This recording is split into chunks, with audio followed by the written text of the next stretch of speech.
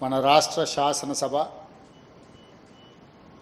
ఏ విధమైన దశ నిర్దేశాన్ని ఇవ్వాలనో ఒక మాక్ అసెంబ్లీ నిర్వహించడం ద్వారా శాసనసభ సమావేశాలు ప్రజలకు ప్రయోజనకరంగా ఉండాలి. భవిష్యత్ సమాజానికి అవసరమైన శాసనాలు చేయాలి అన్న ఒక స్ఫూర్తిని ఈరోజు మీరు నిర్వాహకులందరూ నిర్వహించినందుకు మనస్ఫూర్తిగా మిమ్మల్ని అందరినీ అభినందిస్తున్నా.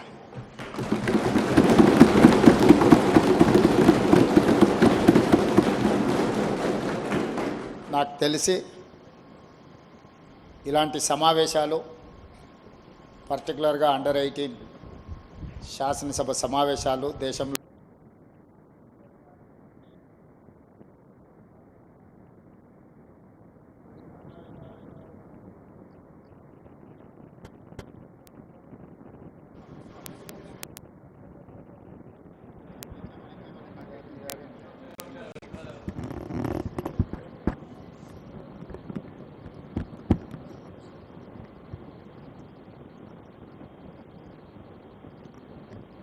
ఇలాంటి సమావేశాలు మన సమాజానికి చాలా అవసరం. ఈరోజు మీ నేతృత్వంలో అండర్ 18 అసెంబ్లీ సమావేశాలలో డ్రగ్ అబ్యూస్ బిల్, అదేవిధంగా అండర్ 18 హెడ్ క్వార్టర్స్ బిల్తో పాటు శాసనసభలో సభ్యులు లేవనెత్తిన ప్రశ్నలకు వాటికిచ్చే సమాధానాలతో పాటు ప్రభుత్వం తీసుకుంటున్న నిర్ణయాలను కూడా మనం చర్చించుకోవాలి. ప్రతిపక్షాలకు ప్రశ్న అడగడం, ప్రభుత్వాన్ని నిలదీయడం అనేది వాళ్ళ బాధ్యత. ప్రజాస్వామ్యంలో speaker right hand side treasury benches ఉంటాయి, left hand side opposition benches ఉంటాయి.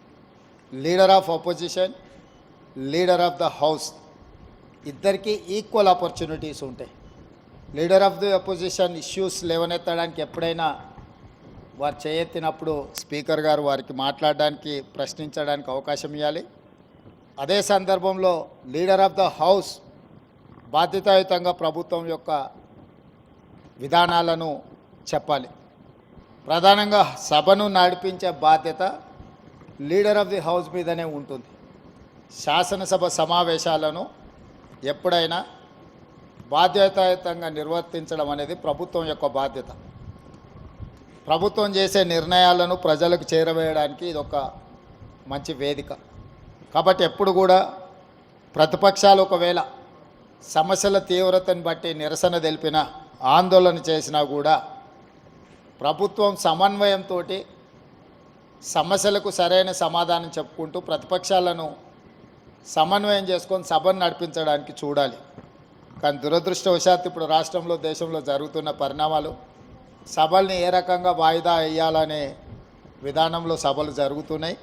కానీ మీ అండర్ 18 ఒక మంచి స్ఫూర్తిని, ప్రశ్నించే విధానము, జవాబు చెప్పే బాధ్యత, ఈ రెండింటిని కూడా స్ఫూర్తిదాయకంగా నిర్వహించినందుకు మిమ్మల్ని అందరిని కూడా మనస్ఫూర్తిగా అభినందిస్తున్నా.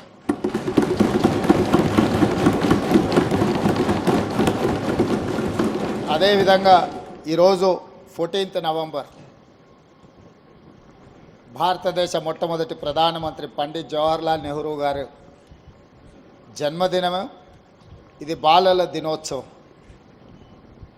పండిత్ జవహర్లాల్ నెహ్రూ గారి దేశంలో ఎడ్యుకేషన్ రెవల్యూషన్, అగ్రికల్చర్ రెవల్యూషన్ తీసుకురావడంతో ఈరోజు ఈ దేశంలో ప్రతి పేదవాడు చదువుకునే అవకాశం, డాక్టర్లు, లాయర్లు, ఇంజనీర్లు, ఐఏఎస్, ఐపీఎస్లు అయ్యే అవకాశం నెహ్రూ గారు తీసుకొచ్చిన ఎడ్యుకేషనల్ రిఫార్మ్స్లో మనకి అవకాశం వచ్చింది. వారి వారసత్వాన్ని కొనసాగిస్తూ శ్రీమతి సోనియా గాంధీ గారు యూపీఏ చైర్పర్సన్గా ఉన్నప్పుడు రైట్ టు ఎడ్యుకేషన్ యాక్ట్ తీసుకురావడం ద్వారా ప్రతి వాళ్ళు చదువుకోవాలి, అది వాళ్ళ ప్రాథమిక హక్కు అని చెప్పి చట్టాన్ని తీసుకొచ్చి ఈ దేశంలో విద్యను ఖచ్చితంగా అమలు చేయడానికి సోనియా గాంధీ గారు, మన్మోహన్ సింగ్ గారు తీసుకున్న నిర్ణయాలు మనకెంతో ఉపయోగపడ్డాయి.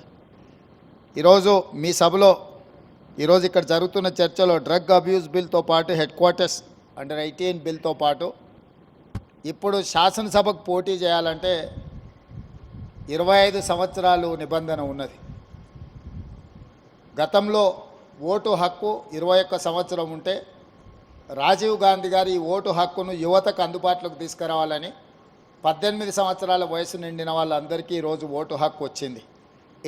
అండర్ 18 మీరు 18 కంప్లీట్ చేసుకున్నప్పుడు మీకు వచ్చే ఓటు హక్కును భారత ప్రధానమంత్రి రాజీవ్ గాంధీ గారు ఉన్నప్పుడు చట్టాన్ని రాజ్యాంగాన్ని సవరించి 21 ఇయర్స్ నుంచి 18 ఇయర్స్కు తీసుకొచ్చిన సంగతి మీ ద్వారా 18 ఇయర్స్ కంప్లీట్ చేసుకున్న మొట్టమొదటిసారి ఓటు వేయబోతున్న ప్రతి విద్యార్థులకు విద్యార్థినులకు నేను గుర్తు చేయదలుచుకున్నా. ఈరోజు ఓటు హక్కు ఓటు వినియోగించుకున్నప్పుడు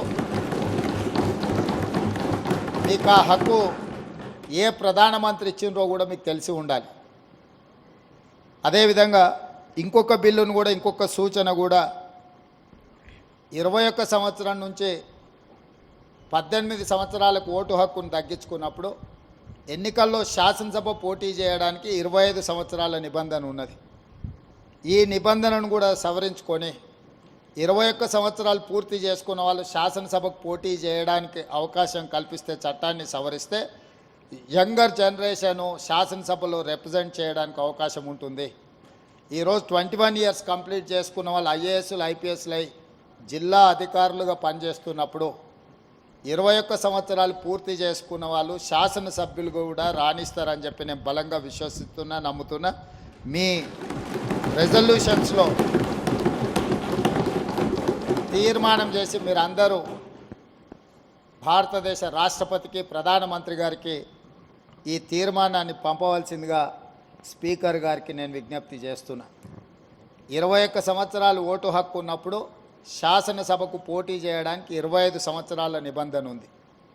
ఓటు హక్కు 18 సంవత్సరాలకు తగ్గించినప్పుడు 25 సంవత్సరాలకు పోటీ చేసే నిబంధనను 21 సంవత్సరాలకు తగ్గించడం ద్వారా యువతకు మరింత ప్రాతినిధ్యము చట్టసభలల్లో ముఖ్యంగా శాసనసభలో అవకాశం కల్పిస్తే మీ యువతకు అవసరాలు ఏముంటాయి, అది స్పోర్ట్స్ రిలేటెడా, ఎడ్యుకేషన్ రిలేటెడా, ఎంప్లాయ్మెంట్ రిలేటెడా, మిగతా ఇష్యూస్ని అన్నిటిని కూడా సభలో చర్చించడానికి అవకాశం ఉంటుంది. కాబట్టి ఈ రెజల్యూషన్ కూడా ఈ మాక్ అసెంబ్లీలో పాస్ చేసి మీరు ఈ సభను జరిపిన విధానాన్ని, ఈ సభలో చేసిన తీర్మానాలను రాష్ట్రపతికి పంపిస్తే తప్పకుండా వచ్చే పార్లమెంట్ సమావేశాల్లో ఈ అంశాన్ని ప్రస్తావించాల్సిందిగా ఈ తెలంగాణ నుంచి ప్రాతినిధ్యం వస్తున్న పార్లమెంట్ సభ్యులకు కూడా మీరు ఈ లేఖ ఇవ్వండి. తప్పకుండా పార్లమెంట్లో వాళ్ళు లేవనెత్తడానికి అవకాశం వస్తుంది అని సూచన చేస్తూ ఇంత మంచి సమావేశాన్ని ఏర్పాటు చేసి